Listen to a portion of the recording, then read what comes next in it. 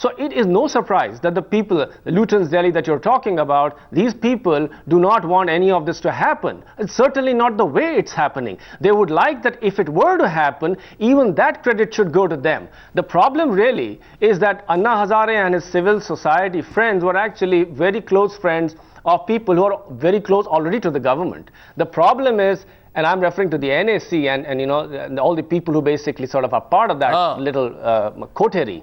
That coterie does not like the idea that a small subsection of that, you know, their civil society has actually taken a lead. And so to say, they've also actually taken the little feather in the cap that the government was trying to basically hope to use.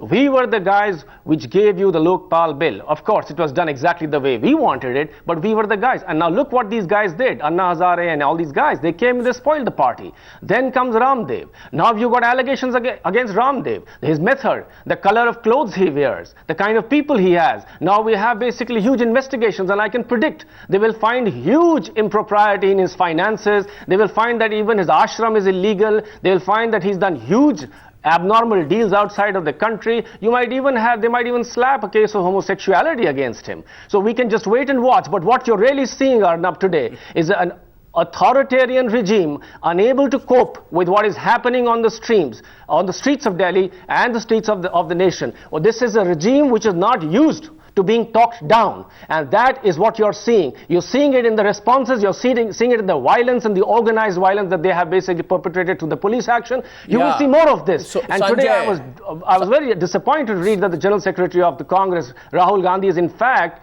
suggested a more strident line. What does that tell you? I mean, we have to get beyond this idea that all power must rest with the house of Gandhis. This is a democracy, this is a country, this has huge variations on the theme. You cannot try and control this entire thing. And I'm sorry to say, if you're under those delusions, you have to give up and start accepting that people will finally hold sway. This is actually, Sanjay has put the nail on the head, Sohail.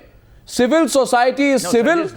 One sec. Civil society is civil. Sanjay's delivered a remarkable election speech. But Sohail, which I must congratulate him on.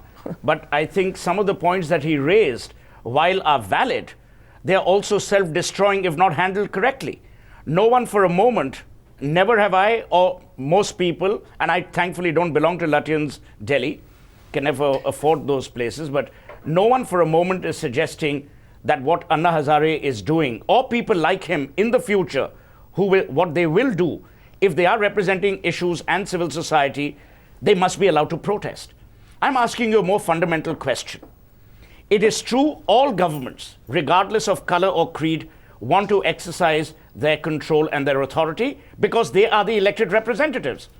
Now, and this was the same civil society or some elements of this civil society or not, remember, go back to the 27th of November 2008. These are the same people, or at least some of them, who came out and lit candles at India Gate, who lit candles at the Gateway of India, protesting against incompetence of governance. So what's wrong? But when it came for their time to vote in the general elections, they stayed away. So here's the question. It is all right to protest if you can, and as Sanjay touched upon, civil society must have a mechanism. And you might argue that no, this is not the time and place. It must have a strategy to also channelize these things.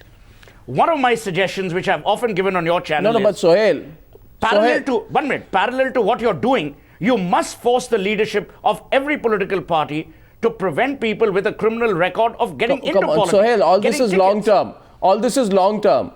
All this is long term. Don't you want a Jan Lokpal bill? No, don't you want a Jan Lokpal bill? Don't you want someone to assert? Of course I do. Don't you want the Prime Minister to be under the ambit of the Jan Lokpal bill? I would like every executive in this country, including the President of India, to be under the Jan Lokpal So then what bill. happens if the government doesn't want it? 1 minute. But the government doesn't want it. What do you do? You say status quo. The point I'm making is... what would you do? If you allow me to finish. The point I'm making is, if I were Anna Hazare, I would have stayed the course. I would have continued to go to those meetings, as Prashant and Shanti Bhushan at one time said. If you want those proceedings televised or you don't want them televised, that's another issue. Yeah. But I'm saying force their hand. The fact that how do you force their hand? It and making fasts the demonstrable idiom, you might run the risk of then people saying, oh God, it's another fast. No. No one denies one denies his import or his contribution. Question is, Sohail, I'm putting one question out. I'm just putting a question out. Who is civil society? Is civil society only if it sits on government committees? Only if it sits in the NAC? Only if it sits in government-funded committees? Only if they are on the government junkets? Only those people who have government stamps and who are on the government's payrolls? No. Is that civil society? I think Sanjay... Because then you want civil society on a leash. I think Sanjay mentioned the point about the NAC. To my mind, the government had outsourced some of its responsibilities to this coterie of jholawalas, for whatever it's worth. The point I'm making is that all of civil society will never be represented by one individual or another. You will have sections of civil society seeking their own representatives. Okay. Now that's whether it's a good thing or a bad thing will come. Prasoon is rebutting you. Prasoon. I feel again, Sohail, I will say the same thing, that the fact that the voices are important, and I think you're again putting them in bracket. You're trying to, give a certain badge or certain stamp to them. I'm saying whichever way the voices are coming. And listen, a government should welcome, if the government has right intention, and especially the coalition government, where you can easily, the public pressure can be used very well, that this is the time we have to correct these things. I think what happened in Tamil Nadu would not have happened in a coalition government unless the public pressure was demonstrated. I think it is very important that the public voices create this pressure. And this pressure will come the way it comes. You can't sort of start designing that pressure fallacy, that it should come in a certain way. It will come the way it is. I'm sorry. I'm as much a citizen of India as Prasoon is, as Sanjay is, as Arnab is. I have huge issues with Ramdev being my representative on this so-called civil society. Somebody else may have a right to. Okay. Somebody else may not have an issue. Somebody who will represent you will be exactly like you. But he's representing some other people, not you. So hear me out. So therefore, it's not about voices, Prasoon. That argument is self-defeating. It is about the kind of voices which the India of today and who the India of tomorrow must those be ready voices? to embrace. Every voice has to be heard. Exactly. It's a democracy. Sanjay is rebutting you again. Exactly. Sanjay is rebutting you again. Yes. Yeah, the point is, my point is that, eventually it's a matter of leadership.